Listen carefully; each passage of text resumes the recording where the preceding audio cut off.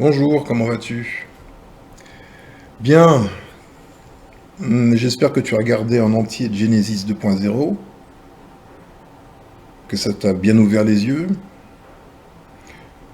Donc tu as compris que les choses sont un peu plus compliquées qu'il n'y paraît. On a en synthèse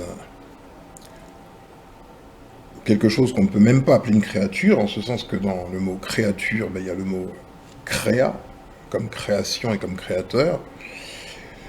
Et il faudrait appeler ça une bricolure. Voilà. Il y a une bricolure qui existe sur la planète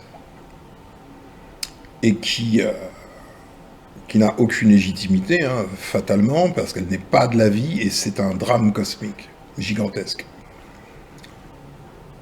C'est un drame tant bien pour cette, allez, on va dire créature, évidemment, que pour l'espèce légitime, et pour toute la planète, pour tout, pour tout le cosmos. C'est pour ça que ça s'appelle un drame cosmique. Voilà. Donc, je vais mettre en avant certaines tactiques de guerre, puisque on nous fait la guerre, certaines tactiques de guerre qui sont mises en place par ces créatures illégitimes. Parmi ces créatures, pardon, parmi ces techniques de guerre, bon, il y en a beaucoup, hein, évidemment, mais il y en a une que je nomme la superposition. Tu vois bel et bien ce qui s'est passé, hein. Il y a eu superposition d'un faux dieu par-dessus le dieu de la nature et de la vie, ce qui entretient la vie, produit la vie et entretient la vie, et a fait évoluer une espèce bien particulière qu'on appelle l'Homo sapiens, étape après étape, jusqu'au but ultime, et on peut le comprendre quand on voit le process de l'évolution, le but ultime étant que la vie elle-même, la vie vivifiante, s'incarne dans la vie vivifiée, qui est cette créature sélectionnée et élevée petit à petit jusqu'à ce qu'elle soit en mesure d'accepter cette incarnation.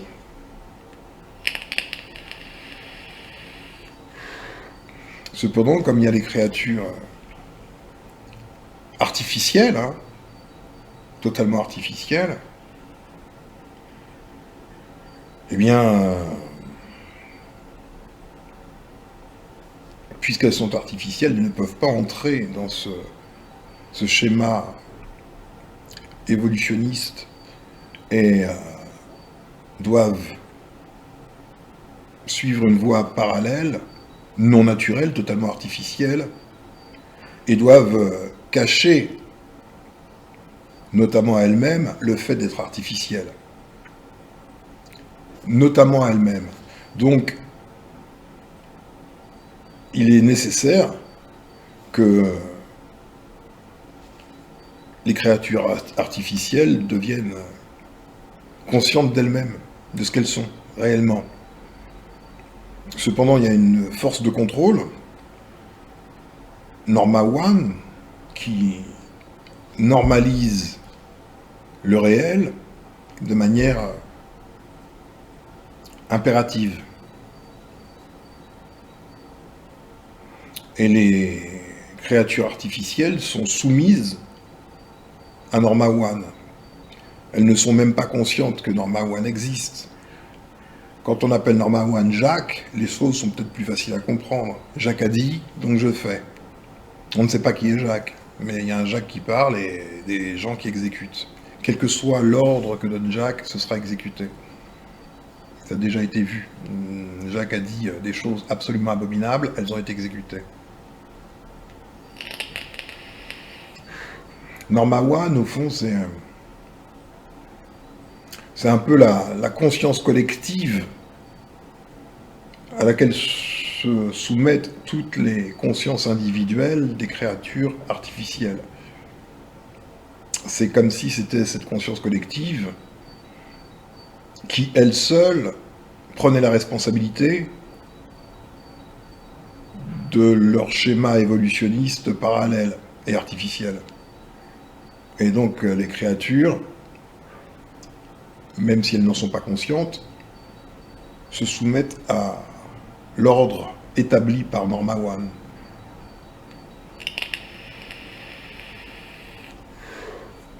Donc, la superposition, d'abord de faux dieux, qui se font passer pour le dieu originel, ce qui marche de moins en moins, hein, puisque le dieu artificiel, il est personnel, c'est quelqu'un, il est local, il se déplace, il fait des crises, il a besoin de sacrifices de bêtes, il aime le barbecue, c'est pas un dieu, c'est un artifice lui-même. Voilà. Enfin, c'est pas que c'est pas un dieu, ce n'est pas Dieu. Dieu n'est pas quelqu'un. Dieu est la force de vie. Il n'y en a pas d'autre.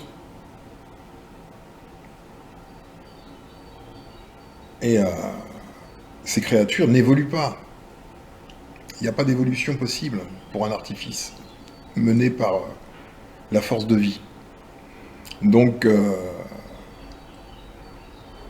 la réalité est que ces créatures sont nécessairement perdues, totalement perdues, dans la vie, sur la Terre, dans le cosmos.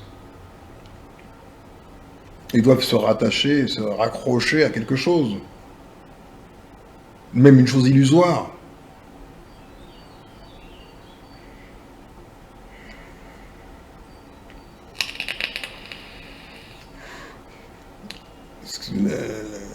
La voie qu'ils ont trouvée, c'est la domination de tout. Parce que s'ils ne dominent pas, ils sont absorbés. S'ils ne dominent pas, ils sont largués. Ou du moins l'étaient-ils.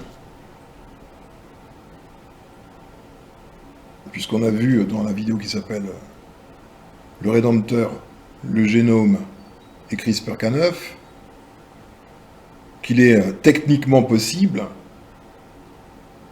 de ramener la part naturelle de ces créatures artificielles dans le giron de la vie. C'est possible techniquement. Plus difficile de leur faire accepter.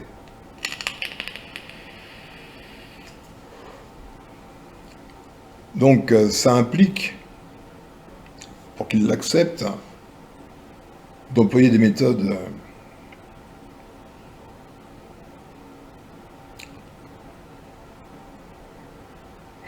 choquantes, comme Genesis 2.0 est une méthode choquante. J'ai fait des tests à petite échelle.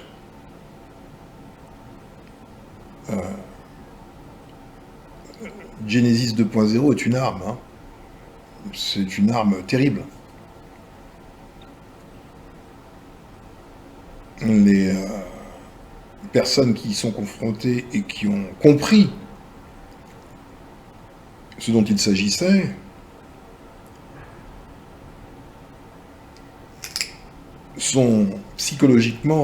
deviennent psychologiquement détachés du dogme de Norma One. Et il n'y a pas de chemin retour. Quelles que soient ces personnes, qu'il s'agisse de personnes véritables et naturelles, des Homo sapiens, des presque Homo sapiens ou des pas Homo sapiens du tout. Tout le monde a une conscience, en revanche. Tout le monde a un jugement, tout le monde peut comprendre. Donc,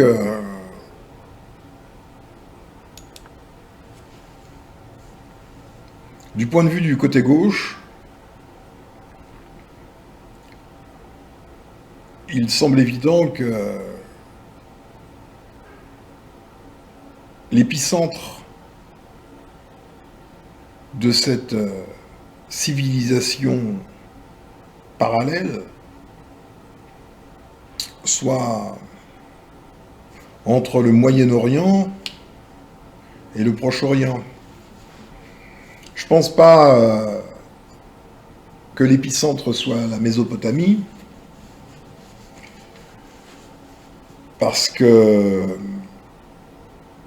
ce que voudrait Norma One, c'est que soit définie comme capitale mondiale la ville de Jérusalem. Il faut qu'il y ait une raison, évidemment. Donc si c'est dans ce lieu géographique que les premières expériences de génération, de production de créatures artificielles se trouvaient, on peut comprendre que ceux qui sont les adeptes du remplacement du dieu originel par le dieu bricoleur et colérique, là ça devient cohérent. Donc je vais te mettre une vidéo de Terre-Dieu à venir. Terre-Dieu à venir, j'étais déjà invité à regarder toutes les vidéos de sa chaîne. C'est un maître de très loin. C'est quelqu'un d'absolument exceptionnel. Vraiment. Donc je vais te mettre une de ces vidéos qui va te permettre de mieux appréhender le concept de superposition, qui est une des techniques de guerre employées. Il y en a d'autres, le gommage, la destruction, la séduction aussi. Voilà, donc, ah oui, la séduction, ça fonctionne énormément.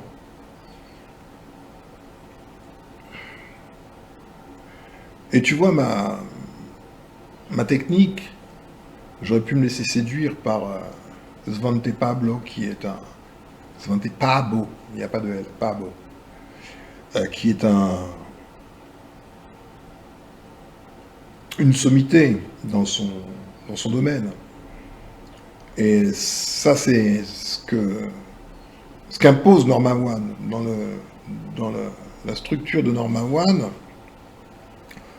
on se soumet à la compétence, l'autorité réputée compétente. Mais Norma One ne dit pas que l'autorité compétente n'est pas forcément honnête.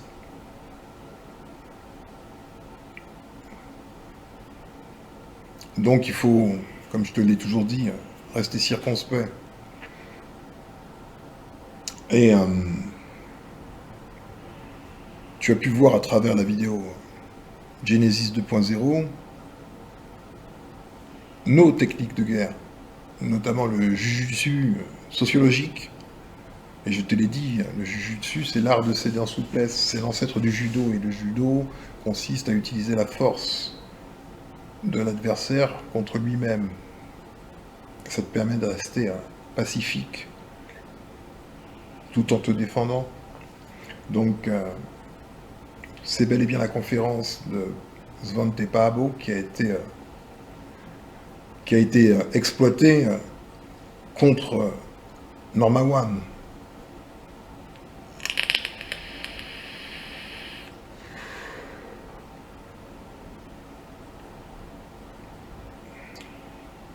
Tout ça est très difficile.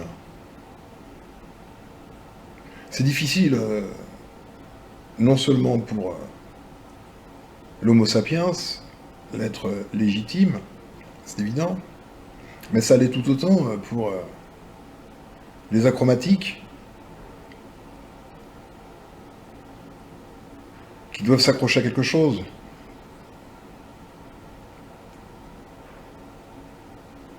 Et tu vois, ça fait des millénaires que c'est comme ça. Et on constate que la priorité, l'archi-priorité des achromatiques, c'est eux. C'est pas ceux d'en face. No way. Mais il y a quelque chose d'autre quand même. Tu vois, le film Avatar, en fait,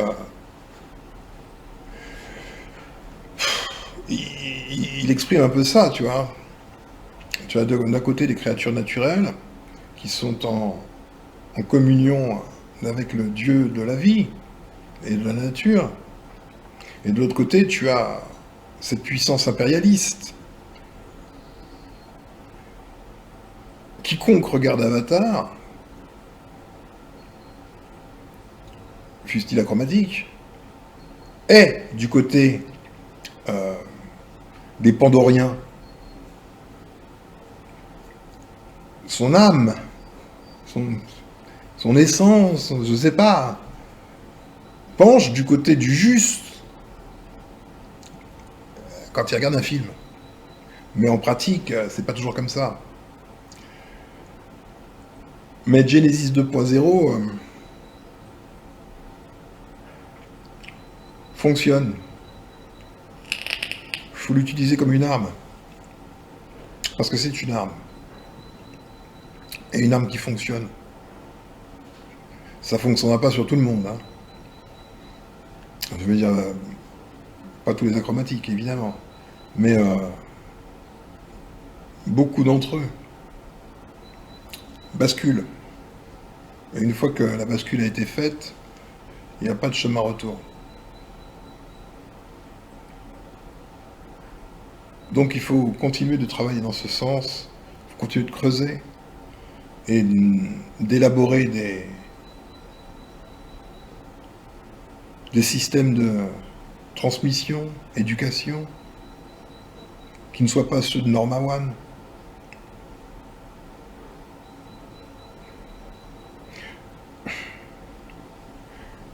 La tromperie est gigantesque. Hein. Elle se situe à des niveaux... c'est assez effrayant, quoi. Mais c'est en rapport à l'enjeu. Si tu ne pèses pas l'enjeu, tu ne peux pas comprendre les moyens mis en place pour demeurer. L'enjeu, il est colossal. Il n'y a pas d'autre solution pour une créature artificielle que de redevenir naturelle. Tu vois, le bio vaudra toujours plus que l'OGM. Parce que le bio est bio. Quelle que soit la compétence de l'organisme génétiquement modifié, en fait, on s'en fout. Si tu dois manger une nourriture naturelle, bio, qu'on va dire saine, et un OGM, bah tu sais qu'il faut que tu choisisses le bio.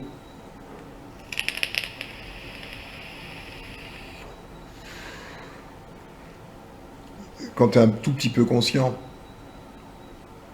Alors parfois les OGM sont vraiment séduisants. Hein. Tu prends une pomme, on te met de la cire dessus pour qu'elle brille, elle est ronde, dessinée au compas, zéro défaut, mais c'est pas une pomme. Et ça sera jamais une pomme. Ça a la couleur d'une pomme, ça a l'odeur d'une pomme, vaguement, mais c'est pas une pomme. Une pomme est une pomme. Une pomme modifiée n'est pas une pomme, c'est quelque chose d'autre. Et on peut même pas appeler ça une pomme modifiée. Parce que du fait que ce soit modifié, ça a perdu son essence. C'est déjà plus une pomme. En fait, le nom est inapproprié. Et c'est valable pour tout organisme génétiquement modifié. Quel que soit le degré de modification.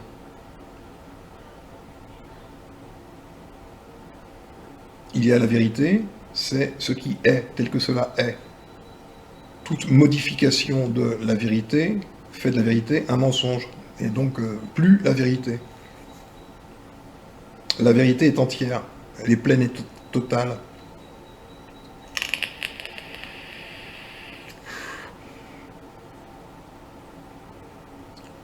Donc il faut que la science avance. Elle a déjà bien avancé, hein. Maintenant je te l'ai dit. Hein. On est à deux doigts de pouvoir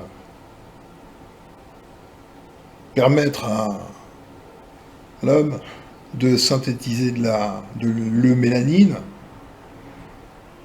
Et on peut, avec CRISPR-Cas9, sectionner les parties du génome qui seraient inappropriées. La combinaison des deux, c'est un retour au naturel, au normal, à ce qui est, à la vérité.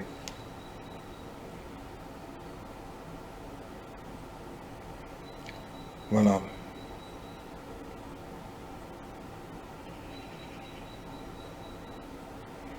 Je te souhaite de passer une bonne journée et de prêter l'oreille au travail de Terre Dieu à venir. Tu comprendras mieux la superposition. Ciao.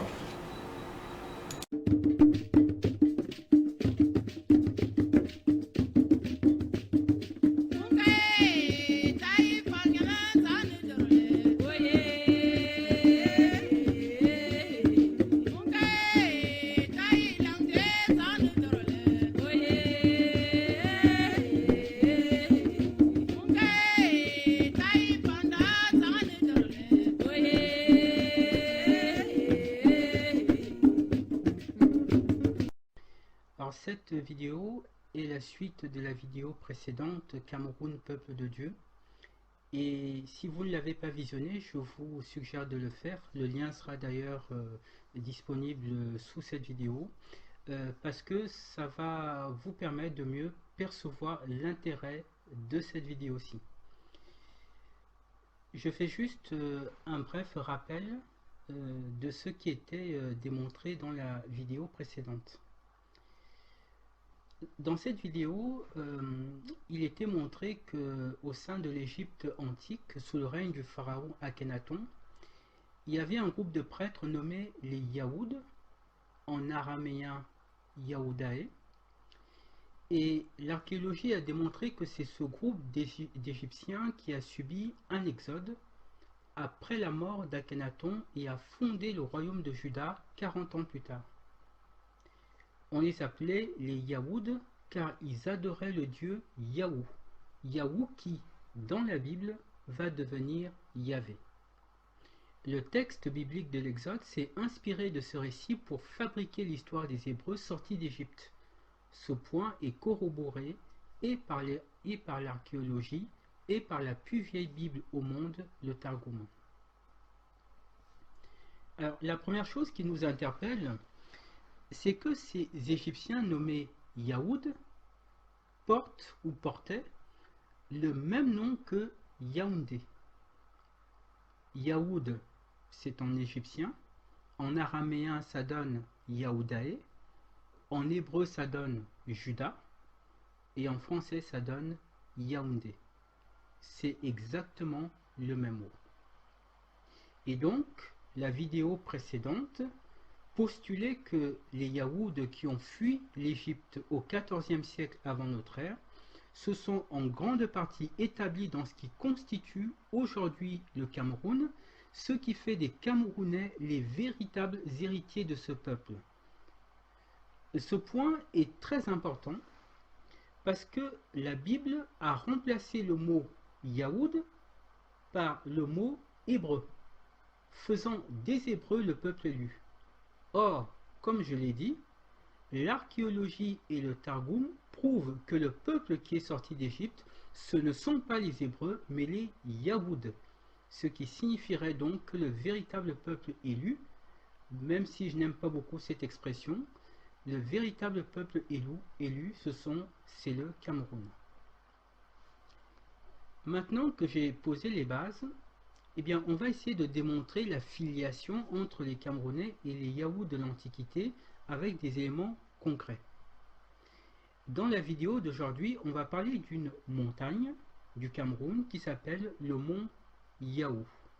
On va parler de l'emplacement de cette montagne et voir que sa configuration rejoint tout simplement la genèse de la cosmogonie égyptienne. Pour comprendre pourquoi cette montagne constitue la preuve de ce que j'ai dit précédemment, on va se pencher sur l'Égypte, puis sur la Bible, et on reviendra au Cameroun. La première question que l'on va se poser, et qui est fondamentale pour comprendre l'importance du mont Yahou au Cameroun, est qui est Yahou? On a vu que les Yahous de l'Égypte antique adoraient le dieu Yahou, qui dans la Bible va devenir Yahvé. Et nous verrons par la suite dans cette vidéo qu'au Cameroun, il y a une montagne qui s'appelle le mont Yahou. On va donc d'abord essayer de comprendre qui est ce dieu. Yahou, c'est le dieu suprême de l'Égypte antique. C'est le dieu primordial, le démiurge, aussi connu sous le nom d'Atum. Atum, que l'on appelle aussi Aton. Mais ce qui est très intéressant, c'est comment ce dieu est venu à l'existence. Claire Lalouette, dans son livre, alors je rappelle d'abord brièvement qui est Claire Lalouette. Et Claire Lalouette était une égyptologue française qui est décédée en 2010 et elle était également professeure émérite à la Sorbonne. Alors, dans son livre Au royaume d'Égypte, le temps des rois dieux, à la page 87, elle cite un texte de l'Égypte antique dans lequel Atum s'exprime. Et elle reproduit donc ces paroles. Je vous fais lecture de ce passage.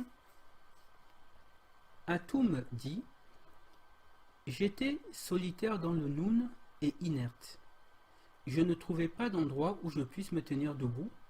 Je ne trouvais pas de lieu où je puisse m'asseoir.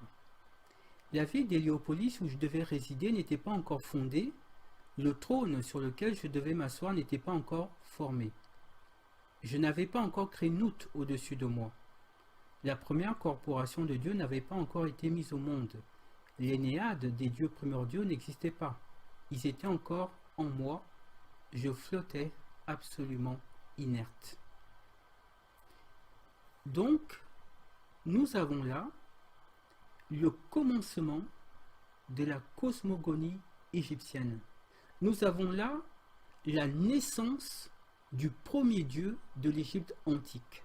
Atum prend naissance dans le fleuve primordial qui est le Noun. Et que fait-il ensuite? Eh bien, une fois sorti du Noun, il va engendrer les autres divinités du panthéon égyptien. La première de ces divinités étant Chou. À présent, regardez bien ce schéma.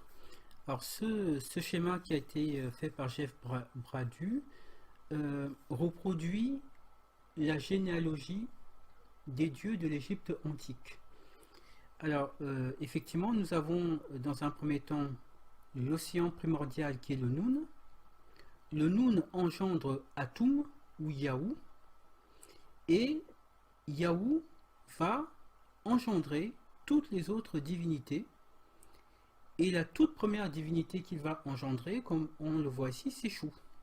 Voilà. Donc là, c'est vraiment le principe initiateur de la cosmogonie de l'Égypte antique. On a le Noun qui engendre Atum ou Yahou, le démiurge, et Yahou commence par engendrer Chou qui symbolise le vent. Alors, je vais vous demander de garder cette image en tête. Ces trois éléments sont absolument capitaux pour comprendre ce que je vais vous montrer à la fin au Cameroun. Le Noun, puis Yahou, et ensuite Chou. À présent, nous allons nous tourner vers la Bible. Parce que, comme je l'expliquais dans la vidéo précédente, les rédacteurs de la Bible se sont servis de l'histoire des Yaouds sortant d'Égypte pour fabriquer le mythe des Hébreux sortant d'Égypte. Et on va tout particulièrement s'intéresser à un personnage qui est Josué. Josué, c'est le successeur de Moïse et c'est lui qui aurait fait entrer les Israélites en terre promise. Tout premier verset du livre de Josué, Josué chapitre 1 verset 1, et notez ce qui est dit. Moïse était le serviteur du Seigneur et Josué, fils de Nun, était son adjoint. Après la mort de Moïse, le Seigneur dit à Josué. Remarquez que dans ce verset, il est précisé que Josué était le fils de Nun. Dans les Écritures, quand on parle de Josué, régulièrement on précise qu'il est le fils de Nun. Mais cette appellation est très subtile, parce que ici, on essaye de nous faire croire, de sous-entendre, que ce Nun, c'était le père de Josué. En fait, cette appellation est une référence à l'Égypte. Pour s'en convaincre, on va regarder le nom hébreu de Josué, parce que Josué, c'est la forme francisée. Le livre de Josué a été écrit en hébreu, et quand on consulte la version interlinéaire de la Bible, donc là, on a ici la transcription hébraïque, comme vous pouvez le constater.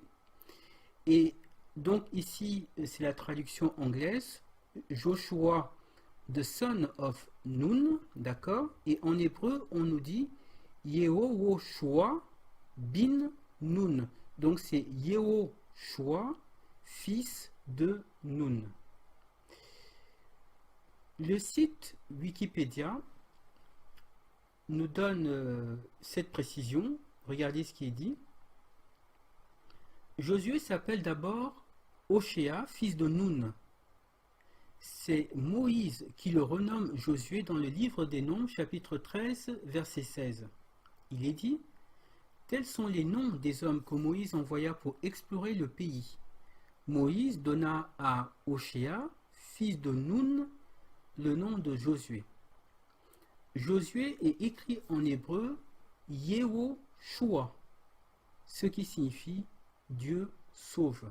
Donc là, on nous précise bien que le nom hébreu de Josué, c'est Yehoshua. Et remarquez déjà que Yehoshua, c'est l'association de deux noms, en réalité. L'Alliance biblique française donne une autre précision par rapport à cette appellation. Alors, je vous lis ce qui est écrit. Du coup, on hésite aujourd'hui sur la prononciation originale de YHWH. Alors, je rappelle brièvement de quoi il s'agit. YHWH, c'est ce qu'on appelle le tétragramme. C'est le nom de Dieu. C'est-à-dire que dans les manuscrits anciens, le nom propre de Dieu n'apparaît que sous cette forme-là. Ce sont 4 consonnes. Mais comme les voyelles n'apparaissent pas, on ne sait pas clairement comment ce nom devait se prononcer. C'est ce qu'ils disent ici. Alors, ils ajoutent, d'après certaines données linguistiques, un grand nombre de spécialistes optent pour Yahweh ou Yahvé. Dans la composition des noms propres, et ce point est très important, ce nom apparaît souvent sous une forme abrégée.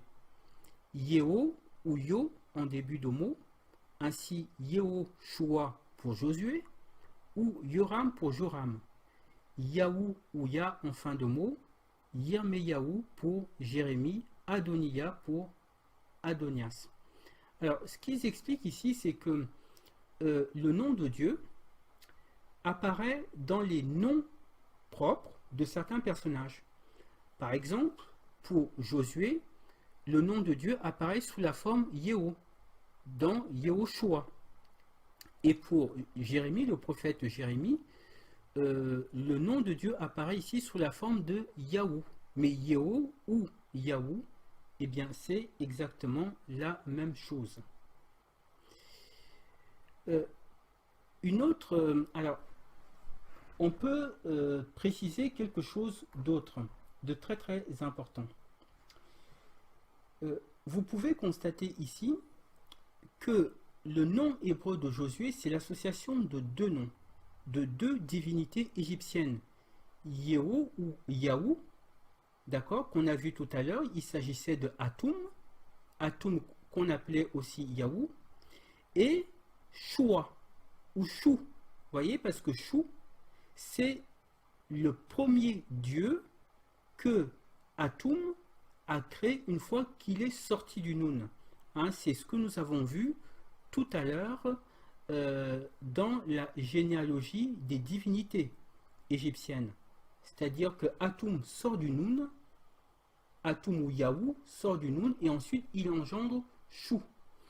Ici, qu'est-ce qu'on voit? On voit Josué, d'accord? Son nom hébreu c'est Yahou, donc on retrouve le nom du dieu égyptien Yahou, Shua, donc Chou, et on précise qu'il est le fils de Nun. C'est-à-dire qu'on retrouve ici les trois éléments constitutifs de la genèse de la cosmogonie égyptienne. Alors, pourquoi ici nous précisons à tout prix que Josué c'est le fils de Nun? Eh bien, tout simplement parce que les deux divinités qui composent son nom hébreu, Yahou et Shua, eh bien, sont les fils de Nun. Yahou, nous l'avons vu, c'est Atum qui sort du Nun. Et Chou, à propos de Chou, on a retrouvé une inscription dans la tombe d'un pharaon, le pharaon Séti Ier. Alors, on le trouve par exemple dans le livre de Constantin de 8, qui a retranscrit cette inscription dans son livre Le rôle et le sens du lion dans l'Égypte antique. Et là, dans son livre, il précise ceci. Dans la tombe de Séti Ier, Chou apparaît comme fils de Nun. Il précise océan primordial. Autre dire, donc ça c'est le texte hiéroglyphique et qui a été retrouvé dans la tombe. Autre dire ou autre déclaration, si vous préférez, par la majesté de Chou, fils de Nun. Donc, si on résume, la Bible parle de Josué, fils de Nun, mais c'est en réalité un plagiat de la cosmogonie égyptienne et de l'histoire des Yahoud. Son nom hébreu c'est Yahushua. Or Yahou est selon les textes égyptiens le dieu Atum qui est né du Nun, et Chou ou Shua est appelé fils de Nun.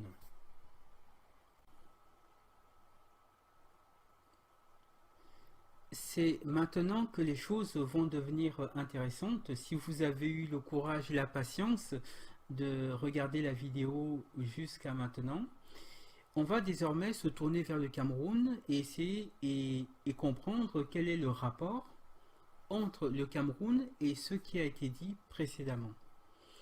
J'ai indiqué au début de la vidéo qu'il y avait au Cameroun une montagne qui s'appelle le mont Yahou. Mais ce qui est surprenant, c'est qu'il y a aussi, et non loin de cette montagne, un fleuve qui s'appelle le fleuve Noun. Voyez? Et ce qui est également étonnant, c'est que cette montagne et ce fleuve se trouvent dans un département qui s'appelle le département du Noun. Alors, vous avez ici sous les yeux une carte représentant les départements camerounais, et sur la partie verte, eh bien, vous pouvez voir le département du Noun. Dans cette autre carte, le département du Noun est en rouge. Voilà. Et c'est à l'intérieur de ce département que se trouve le mont Yahou. On le voit ici, à cet endroit.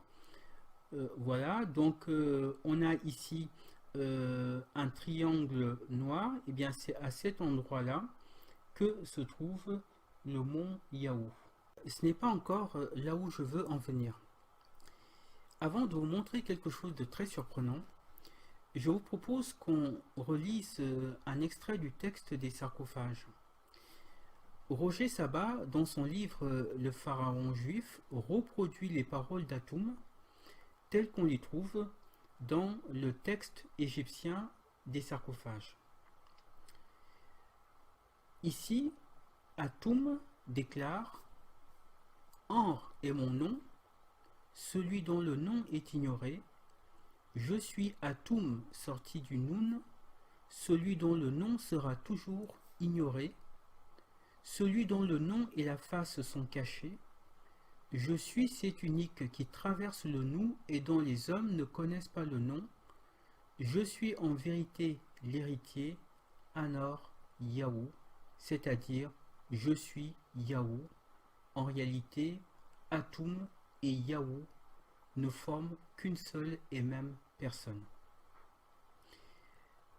Maintenant, on va vérifier sur le site de Wikipédia si ce que nous venons de lire est bien conforme à la géographie camerounaise. Alors, voyons ce qu'il dit à propos de la rivière Noun. Nous lisons « Le Noun est une rivière au Cameroun et un affluent du Mbam dans le bassin versant de la Sanaga. Il constitue, dans la région de l'Ouest, une limite naturelle entre le pays bamileke et ses départements sur sa rive gauche d'une part, et le pays Bamoun dans le département du Noun sur la rive droite d'autre part. » Il ajoute plus loin, le site ajoute plus loin, « Il coule du lac Oku vers le sud. Il est rejoint par la rivière Monoun et descend dans la plaine du Noun entre le mont Ngot Sedzezan et le mont Yahou. » Voilà. Donc là, nous sommes bien d'accord. La rivière du Noun passe entre deux monts, le mont Ngot-Zezan et le mont Yahou. Voyez. Donc on a en réalité cette configuration. Donc on a le mont Yahou. À proximité de ce mont coule le fleuve Noun, rejoignant le fleuve Monoun, et cet ensemble se trouve dans un département qui s'appelle le département du Noun. Maintenant que nous arrivons au terme de cette vidéo, je vais vous montrer quelque chose et je vous remercie d'ailleurs d'avoir regardé la vidéo jusqu'à maintenant. On va regarder ce que dit le site de Wikipédia sur le mont Yahou et je vais vous demander si vous remarquez quelque chose de particulier. Alors, je vous fais lecture de ce qui est dit. Le mont Yahou est une montagne du Cameroun située dans le département du Noun. Son nom rappelle le passé égyptien des peuples de l'Ouest Cameroun. Il dérive du nom Yachou, Yachou, qui signifie fils de la lumière en rapport avec Chou, le dieu de la lumière dans la mythologie égyptienne. Alors, le site confirme ici plusieurs choses. D'abord que le mont Yahou se trouve au Cameroun dans le département du Noun. Il explique aussi que ce nom est en rapport avec le passé égyptien des peuples du Cameroun. Et il mentionne le dieu du vent, le dieu de l'air, qui est Chou. Donc, remarquez qu'on retrouve ici les trois éléments constitutifs de la création du monde tel que nous l'avons vu dans cette vidéo. On a Yahou, on a le Noun et on a Chou. Mais nous, ce qui nous intéresse, c'est la géographie du Cameroun. Et je vais vous demander de regarder la carte suivante. Alors, c'est une carte qui, initialement, provient de l'armée américaine. Donc, nous sommes bien ici dans le département du Noun. Donc, comme vous pouvez le constater, ici, on a le mont Yahou. Si on descend un peu plus bas, ici on a le Noun. Vous voyez, en bleu, le fleuve Noun qui monte. Et un peu plus haut, regardez ce qu'on trouve. On trouve Choua. Vous voyez, on a bien ici une localité qui s'appelle Choua. On a les trois éléments qui constituent la genèse de la religion de l'Égypte antique. Pourquoi est-ce que ça c'est un élément capital? Parce que avoir ces trois éléments au même endroit, ça ne peut pas être une coïncidence. Donc là, on a bien ici les trois éléments. Hein. Donc je rappelle ces points parce qu'ils sont essentiels. On a le Noun. Le Noun engendre le dieu Yahou et Atum. Le dieu Yahou engendre la première divinité du panthéon égyptien qui est Chou. Et ça, c'est le début, c'est la création du monde, c'est la création de l'univers tel que décrit dans les textes de l'Égypte antique. Et cela est repris dans la Bible à travers le nom de Josué. On le rappelle, hein, ces éléments sont repris dans la Bible. Josué, son nom hébreu, c'est Yahushua. Donc ce sont bien les deux divinités, les deux premières divinités de l'Égypte antique. Et on précise que c'est le fils de Noun.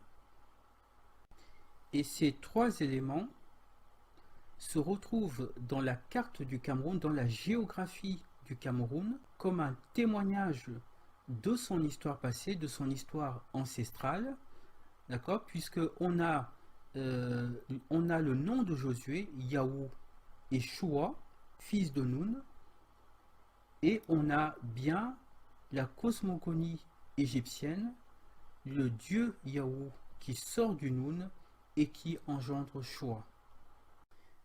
Que veut-on nous dire ici? Quel est le message? Que devons-nous comprendre? Yahou, qui naît du Noun, symbolise la création du monde. C'est le commencement de toute chose. Josué, quant à lui, dans les Écritures et dans l'histoire d'Israël, est associé à la terre promise. C'est Josué qui, après la mort de Moïse, a reçu la tâche de faire entrer les Israélites en terre promise. Le fait que le nom de Josué, son nom hébreu, apparaisse sur la carte du Cameroun, c'est comme si le nom complet de Josué était gravé sur le sol du Cameroun. Que veut-on nous dire là? Eh bien, on veut nous dire que le Cameroun, c'est la terre promise. Parce que le nom de Josué, dans les Écritures, est associé à la terre promise. C'est ça le message. Les éléments que j'ai présentés aujourd'hui méritent vraiment réflexion.